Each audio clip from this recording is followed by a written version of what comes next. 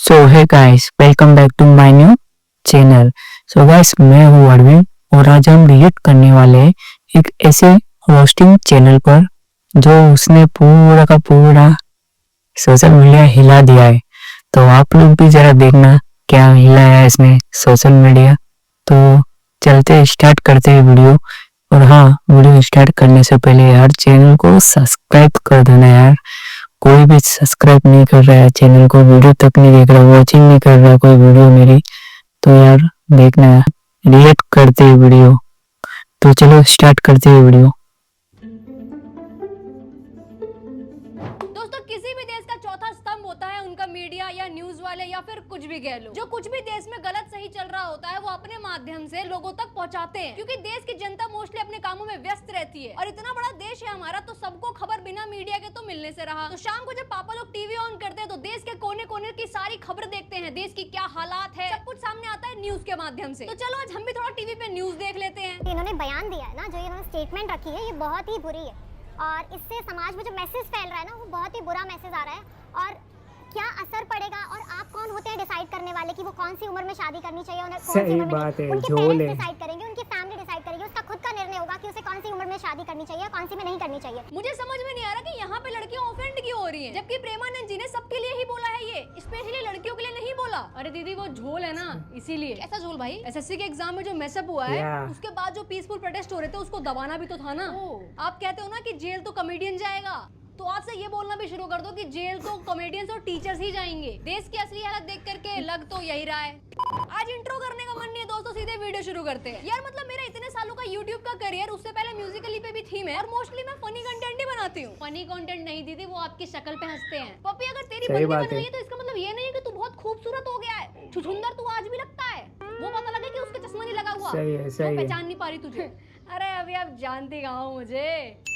Anyways, तो मैं कह रही थी कि मोस्टली जो है मैं फनी कंटेंट बनाते आई हूँ इतने सालों से, लेकिन जो एसएससी मतलब स्टाफ सिलेक्शन कमीशन ने जो मजाक किया है, ऐसा कहाँ ही मैंने किया होगा या फिर कोई बहुत बड़े कमेडियन ने किया होगा। भाई कसम से इससे कम मजाक करके लोग कोर्ट के सामने तक गए हैं यार। तुम ये देखो पहले भाई, ऐसा सही बात है यार, कहाँ जाएगा। चाह रही है कि स्टूडेंट बताओ यार, पढ़ने से पहले भी 100 बार सोचे। ये देखो मेरा स्टेटस आया है कि जो मेरे एग्जाम का सेंटर है वो अंडमान निकोबार द्वीप है। अब मैं राजस्थान से हूँ, अंडमान निकोबार द्वीप कहाँ जाऊंगा भाई मैं? इतने पैसे कहाँ से आएंगे बताओ। ये एग्जाम सेंटर रखने का क्या मतलब था? तुम सब बेवकूफ हो जो इसका मतलब समझ नहीं पा रहे हो। तुम फालतू में एसएससी को क्रिटिसाइज कर रहे हो, तुम्हें उनका असली मतलब तो पता ही नहीं था। एसएससी इतना ख्याल रखती है अपने स्टूडेंट्स का कि देखो यार, तुम लोगों ने साल भर लग करके पढ़ाई करी, इतनी मेहनत करी, तो एग्जाम देने कहीं ना कहीं तो जाना ही है। तो अंडमान निकोबार चले जाओ, वहाँ घूम के भी आ जाओगे, एग्जाम देने के बाद छुट्टी मना लेना। गुस्सा आ रहा है मुझे, आई एम एंग्री, बहुत ज्यादा एंग्री हो गया हूँ। क्या मतलब तुम्हारे पास पैसे नहीं है तो? छुट्टी इंपॉर्टेंट है भाई, अंडमान निकोबार जाओ ना एग्जाम देने। भयंकर क्या बढ़िया जगह है यार, वहाँ जाओ, एग्जाम दो, एग्जाम देने के बाद अगर एग्जाम अच्छा गया हो तो स्कूबा डाइविंग कर लेना। जिंदगी ना मिलेगी दोबारा, उन लोगों ने यूरोप में किया था, तुम अपने इंडिया में ही कर लो। और अगर एग्जाम अच्छा हुआ तो सेलिब्रेशन के लिए बीच पे चले जाओ, स्कूबा डाइविंग करो, मजे ही मजे। और एग्जाम अच्छा नहीं हुआ तो स्कूबा डाइविंग फिर भी करो, वापस नहीं आओगे तो भी चलेगा। ऐसा एसएससी चाहता है अपने एस्पिरेंट से। हद मचा दिए भयंकर, अंडमान निकोबार, हद करते हो यार। आपको बेवकूफ बनाया। सही बात है। यहाँ गोवा का प्लान नहीं हो पा रहा किसी का। अच्छा, इसीलिए अंडमान निकोबार भेज दिया था क्या कि देख पढ़ाई तो देख होती रहेगी जिंदगी भर, तू घूम यार, बीच पे जा, लड़कियां ताड़, लड़के ताड़, मजे करो, मजे। जिंदगी में मजा बहुत इंपॉर्टेंट है, ऐसा इनके फूफा देंगे। भाई एसएससी के एग्जाम में इतने घपले, इतने घोटाले कैसे हो रहे हैं? तुम ये क्वेश्चन पढ़ो जरा। Who among the following sang the famous Bollywood song इश्क वाला love from the film Student of the Year 2012? Options: Shreya Ghoshal, Alka Yagnik, नीति मोहन, सुनिधि चौहान। भाई यहाँ पे क्या हो रहा भाई? ये क्वेश्चन एक सरकारी एग्जाम में क्यों आ रहा है? मतलब कहीं से भी कोई तुक बन रहा है। इतनी मोटी बुक होती है एसएससी के लिए, इतनी मोटी मोटी बुक, वो भी न जाने कितनी पढ़ते हैं लोग। अब वो ये भी याद रखे कि गाना जो सुना था मैंने उस मूवी में, उसमें सिंगर कौन थी बे? मतलब जो एंजॉय करने की चीजें, अब लोग उसको भी याद करें। अनटिल और अनलेस तुमको सिंगर बनना है तो हाँ करो, बट जिनको सरकारी नौकरी चाहिए वो क्यों याद करें भाई? यहाँ लोग सालों सालों तक डिस्ट्रैक्शन से दूर रहने की कोशिश करते हैं, जैसे खेलना कूदना, मूवी देखना, गाने सुनना, लॉन्ग ड्राइव पे जाना, घर वालों से इवन बात तक करना। बात छोड़ो भाई, लोगों से चैट तक नहीं करते ये लोग, ताकि सरकारी नौकरी के लिए तैयारी अच्छे से कर पाए। अपने और यहाँ ये क्वेश्चन पूछ रहे कि बताओ ये गाना किसने गाया था, बताओ। अरे बताओ ना, अरे बताओ यार, तो सब पता है, बताओ कौन सा गाना है ये, कौन सा है, बताओ। जब जब इसको मुंह देखते हैं तब तब हमको बीपी लो हो जाता है। अरे केबीसी थोड़ी चल रहा है जो तुम म्यूजिक बजा दोगे बैकग्राउंड में और लोग गेस करेंगे कि ये वाला गाना हो सकता है। अरे पेपर सेट करने वाले रंगीन मास्टर जी बेचारे एस्पिरेंट पढ़ने में बिजी थे, उनको क्या पता ये गाना किसने गाया है। और जिनको पता हो उनको तो मजे आ गए होंगे कि हाँ ये तो ये है, ये इसने गाया, इसने नीति चौहान ने गाया था क्या? इश्क वाला लव जो दर्द नहीं यार, ये नीति ने गाया था शायद, नीति मोहन ने गाया था शायद, या श्रेया घोषाल, इन दोनों में से कोई हो सकता है। ये ट्रिक क्वेश्चन है मेरे लिए।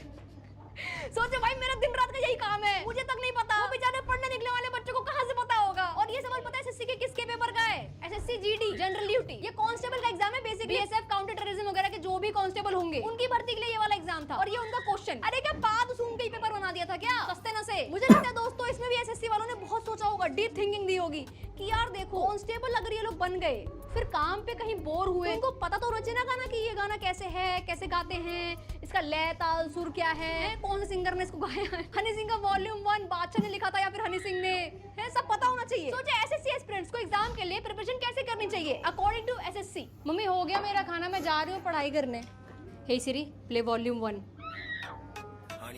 बेटा ये हेडफोन लगा कर कौन सी पढ़ाई हो रही है तुम्हारी? अरे नहीं मम्मी वो लिरिक्स याद कर रही थी, क्या पता एग्जाम में इसके लिरिक्स लिख करके आ जाएं और मुझसे पूछे कि बताओ सिंगर कौन है, तो मुझे तो लिरिक्स पता नहीं है तो वही याद कर रही थी। प्रिपरेशन के लिए इतना कम टाइम है बेटा और तुम बैठ के मूवी देख रही हो? अरे मम्मी पढ़ाई ही कर रही हूँ। इस बार क्वेश्चन में पूछ लिया है कि इश्क वाला लव के सिंगर बताओ कौन है, अगली बार ये पूछ लिया कि इश्क वाला लव कितने मिनट कितने सेकंड पे स्टार्ट हो रहा है, तो कैसे बताऊंगी मैं?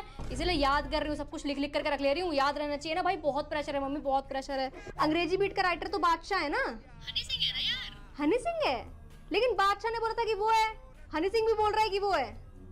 अरे यार ये तो फिर ट्रिक क्वेश्चन हो जाएगा ना।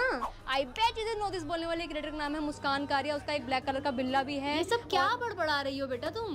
मम्मी क्वेश्चन याद कर रही हूँ, क्या पता अगली बार क्वेश्चन में ये भी आ जाए कि बताओ इस क्रिएटर का क्या नाम था और इसके टैगलाइन क्या थी। पर उस मूवी के एक्ट्रेस जो है अगर उसका नाम वो असली है तो दिन भर मूवी म्यूजिक करती रहती है, पढ़ेगी कब? अरे मम्मी ये सब करना पड़ेगा यार, अब सरकारी नौकरी चाहिए तो यही सब याद करना पड़ेगा ना। अब बताओ क्वेश्चन आ रहा है कि इश्क वाला लव किसने गाया था वो बताओ है।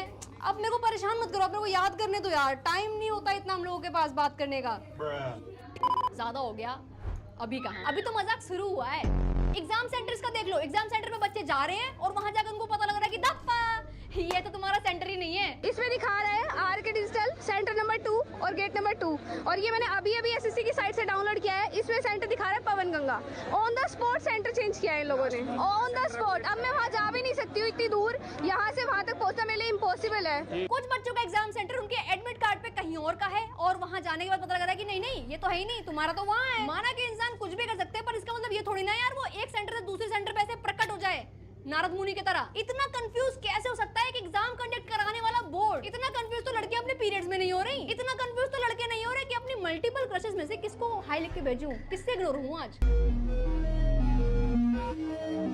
इतना कंफ्यूज तो देश का विपक्ष नहीं है आज के टाइम पे। तो सेंटर देने में एक स्टूडेंट को इतनी कंफ्यूजन। और मजाक सुनना है सुनाती हूँ, तो रुको जरा सबर करो। एसएससी वालों को जो एग्जाम होता है ना वो कंप्यूटर पे होता है। सभी बच्चों को एक एक कंप्यूटर मिलता है और उस पे क्वेश्चंस आते हैं। इतने कंप्यूटर होने के बाद भी ये डेटाबेस मैनेज नहीं कर पा रहे। एक विद्यार्थी की एक यूनिक आइडेंटिटी होनी चाहिए ना डेटाबेस में, तो एक स्टूडेंट को 2 सेंटर कैसे दे दिए? और कंप्यूटर जो है इनके जिसपे बच्चों को एग्जाम देने हैं उसका कभी ना कीबोर्ड चल रहा होता है, कभी ना माउस चल रहा होता है। क्या मतलब सरकारी एग्जाम है, एग्जाम के बाद अगर इनकी जॉब लग जाएगी तो कौन सा ये काम ही करेंगे, इसलिए हमारे कंप्यूटर्स भी काम नहीं करेंगे। अरे इससे बढ़िया सबको एक एक टैबलेट दे दो ना, कंप्यूटर से सस्ता भी पड़ेगा और कम से कम चलेगा तो सही, टाइम तो वेस्ट नहीं होगा बच्चों को वहाँ पे बैठ करके। अरे बाप रे।